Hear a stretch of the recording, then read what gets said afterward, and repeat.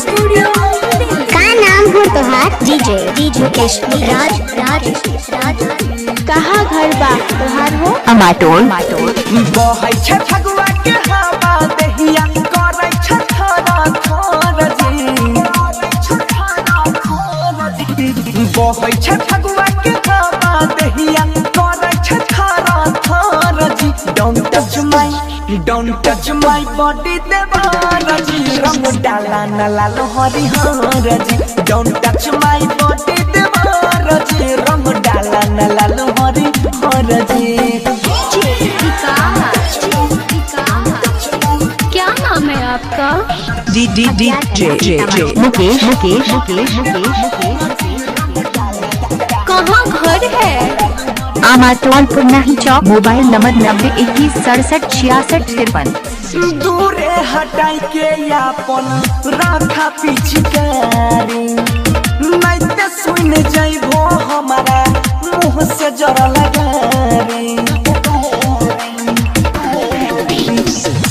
दूरे हटाई के राखा यापन पिचकारी नहीं ते सुन जाइबो हमारा मुँह से जरा लगारी रंगवा या प्रिया होई छै हमारा चोली पखबो ये लाजी डोंट टच माय बॉडी देवार जी रंग डाला न लाल हरिहर जी डोंट टच माय बॉडी देवार जी रंग डाला न लाल हरिहर जी। आपका नाम क्या है? और आपका?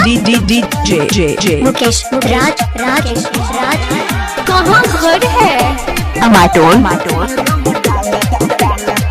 तोरी दे पपी चौकारी हाथावा से छीन के जाई के खूब लगा बाहो अपना छोटा की बहिन के कौन बदला चांद बसने जमरना तोरी दे पपी चौकारी हाथावा से छीन के जाई के खूब लगा बाहो अपना छोटा की बहिन के राइटर सोनू बुझाई नहीं छो बात हो मन से धर जी डोंट टच माय बॉडी देवार जी रंग डाला न लाल हरिहर जी डोंट टच माय बॉडी देवार जी रंग डाला न लाल हरिहर जी बहै छ फगुआ के हवा दहिया करै छ थारा थार जी डोंट टच माय बॉडी देवार जी रंग डाला न लाल। का नाम हो तोहार? डीजे मुकेश राज